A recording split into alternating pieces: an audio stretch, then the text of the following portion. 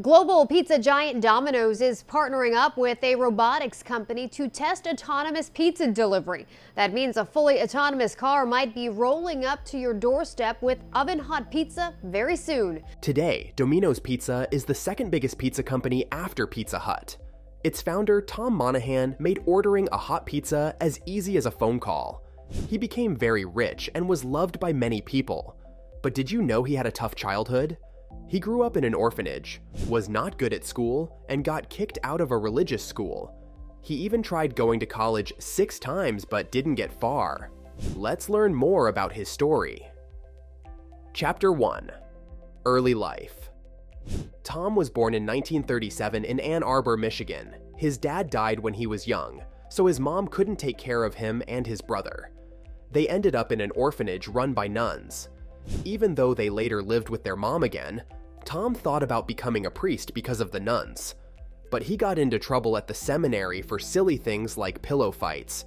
Tom's life was like a story by Charles Dickens. He faced many challenges but kept trying to succeed. Let's see how he did it. Returning to regular school, Tom finished last in his class, ranking 44th out of 44 students. Simply put, he was at the bottom. The message under his photo in the 1955 yearbook said, "The more I try to be good, the worse I become, but I might still achieve something great."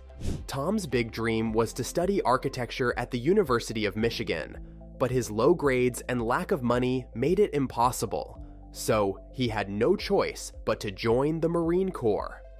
During his time there, he learned discipline and managed to save up enough money for college. But then, a dishonest person tricked him into investing all his savings in a scam to get rich quick.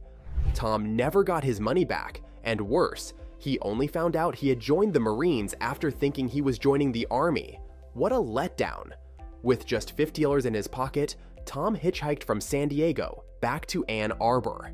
He tried to go to college 6 times, but he never got past being a freshman. Chapter 2. First move in business with his brother.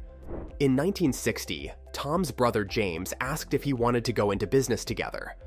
They decided to buy a small pizza shop called Domino's Pizza in Michigan.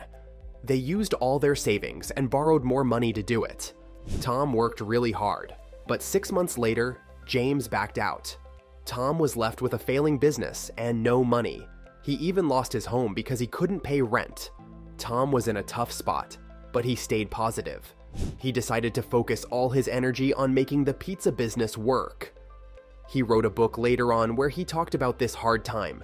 He explained how he turned things around and grew the business into a big success, with lots of stores all over the world. When you read Tom's story, you see how clever ideas and strong personal values helped him a lot. But there are some surprising parts too. For instance, when his business was in trouble, he dealt with pizza thieves by threatening them with a meat tenderizer and sometimes even fighting them. Yes, really. Another big idea Tom had was offering free delivery for his pizzas. This was something new at the time, and people loved it, especially students on campus. It got so popular that Tom couldn't keep up with all the orders coming in. He even got a couple more stores, but they were still losing money. Tom worked incredibly hard, sometimes putting in over 100 hours a week, but he faced a lot of challenges. After just 6 months, his brother James backed out of the business, leaving Tom in a tough spot.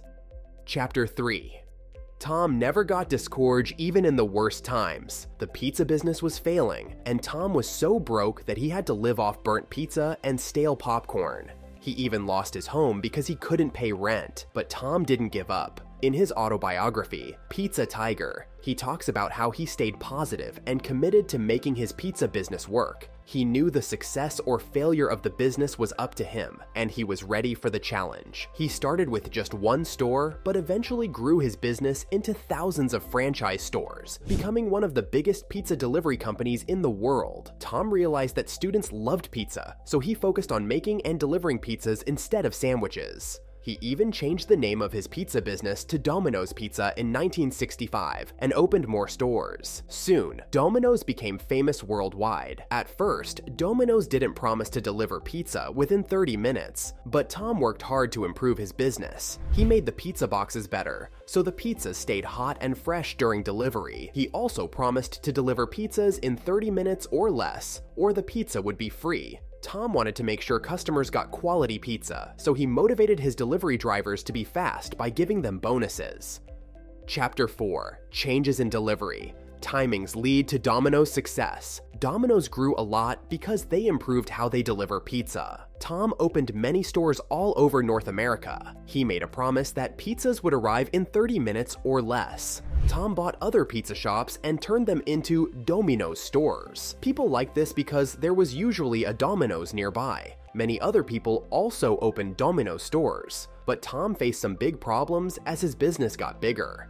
One of his main stores burned down in a fire. This store supplied food to other stores and had offices. The insurance didn't cover most of the damage, so Tom had to pay a lot of money. He also tried to open too many new stores too quickly. This caused big problems, and many stores failed. Domino's ended up owing a lot of money. To avoid going bankrupt, Tom gave control of the company to someone else, but he got control back a year later. Chapter 5. He was succeeding and learning at the same time. Tom learned that opening too many stores too quickly was a bad idea. He decided to open fewer stores and choose better locations. The strategy worked, and by the end of the 1980s, Domino's had grown to 290 stores. Things were going great, and by 1983, Tom had become wealthy enough to buy his own baseball team. So that's what he did. To celebrate the opening of his 1,000th franchise in 1983, he realized a lifelong dream by purchasing his hometown team, the Detroit Tigers Baseball Club, for $35 million. The very next year, the Tigers won the World Series. Not bad. Chapter 6. Domino's success. Domino's remarkable growth continued throughout the second half of the 1980s,